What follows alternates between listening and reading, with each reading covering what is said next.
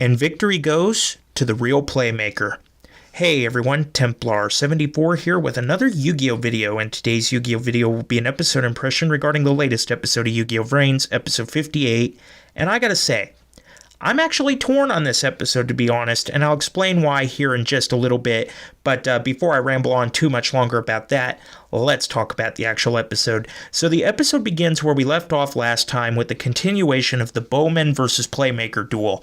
And Playmaker, of course, is still in shock about Bowman's big story last time, where he claimed to be the real Playmaker Yusaku, and that our Playmaker that we followed since the beginning of the series was a fake. And we see Ai even questioning whether that was really true or even possible.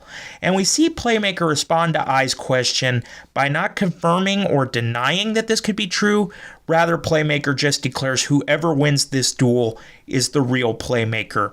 Now, before I go any further, when I heard Playmaker say that line, I immediately knew the direction this episode would take, and that's the part of this episode that's really dividing me, because most of us went into this episode assuming that this would be Playmaker's first defeat, and then when we heard that line, well, it was pretty much guaranteed at that point that we were all wrong, but I digress. Anyway, back to the episode. So now Playmaker, without hesitation, makes his move and summons Widget Kid, Ram Clouder, and special summons Update Jammer for what we expect to be a block against Bowman's Judgment Arrows effect.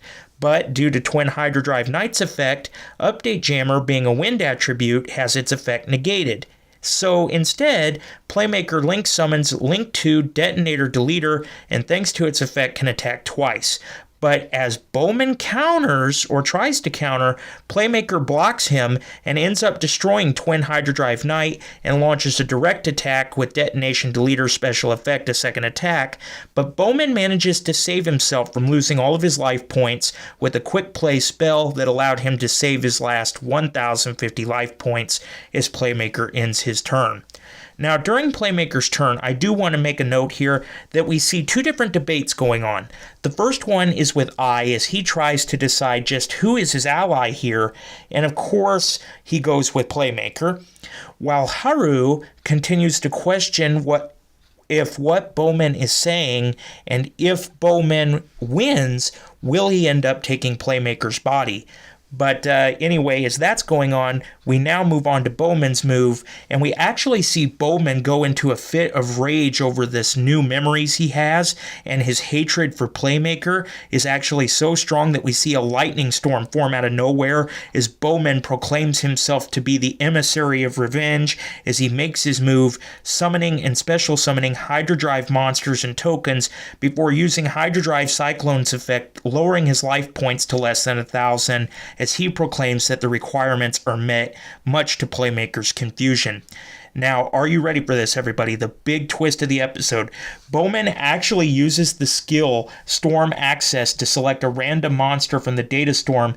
And before I go any further, once again, I gotta say, this is absolutely cheating at its finest, because first off, it's a master duel where duelists aren't allowed to use skills, and second, only Playmaker and Revolver have the skill Storm Access. I mean, I guess with Bowman's story about him claiming to be the real Playmaker and ours being a copy, it makes sense in a way. But still, it's just, this is cheating at its finest. And, you all know the Yu-Gi-Oh parody with Kaiba, and it's called Kaiba Screw the Rules. Well, yeah, that's essentially what happened here, but instead of Kaiba screwing the rules, it's Bowman.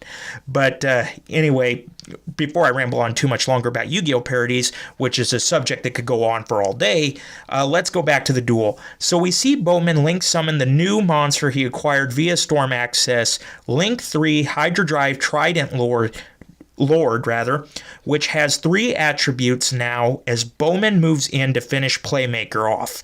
But Playmaker saves himself with a trap called Link Restoration, which allows Playmaker to regain 1,000 life points and special summon a ration token. So with Playmaker saving himself, much to Bowman's frustration, Playmaker asks Bowman one question, and that is, if he was the real Playmaker, who was it that captured him? To which Bowman responds, Dr. Kogami, of course, which, upon hearing this, Playmaker now is 100% confident that this whole story that Bowman is spewing is BS, because we actually get a flashback to 10 years ago, and we learn that it was not Dr. Kogami that kidnapped Yusaku. Rather, it was Ryokan, or Revolver, that was actually responsible for this, because we actually see these two run into each other when they were little, and they actually run into each other on the street and knock their cards all over the ground, during which time they strike up a conversation where Ryokan invites Playmaker back to his home to check out his cards, and that's why Ryokan Revolver felt so horrible and responsible for Playmaker and encouraged him with the 3 things.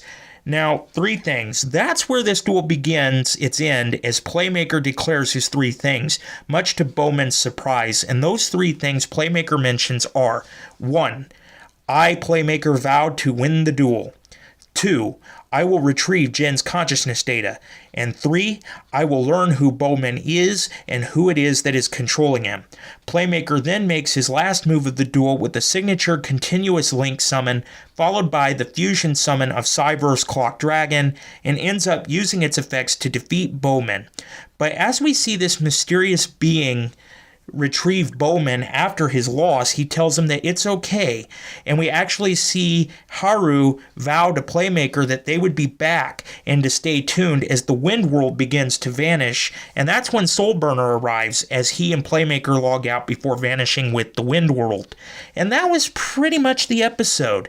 Now, like I said, although I'm torn about Playmaker winning this duel personally, it doesn't take away that this was still a good episode, and we did get some questions answered during this duel. I mean, hey, even the duel was a shock. I went into this episode with the expectation that I would see Playmaker lose, and so when he won, it was just like, okay, I'm angry he won. Well, I'm not sure if I like how he won, but at the same time, you know, they weren't going to let Playmaker lose after making that proclamation that whoever wins the duel is the real Playmaker. And it was also a shock to see how they portrayed Revolver, Ryokan, and Playmaker and their, well, for lack of better words, acquaintanceship, especially considering what's going down next week in episode 59 with the return of Revolver and the Knights of Hanoi, but that'll be the discussion for next week. So back to this week's episode. Like I said before, although I'm torn on how the duel played out, it doesn't detract from the fact that this was a good episode overall, and I give this episode an 8 out of 10. But as always, in the comments section down below, let me know what you guys thought of this week's episode. Did you love it? Did you hate it? Did you think it was just there? What are your thoughts on the episode? What are your thoughts on the duel? Are you excited for Hanoi's return next week? Just let me know in the comments section down below, because as always, I enjoy hearing from you.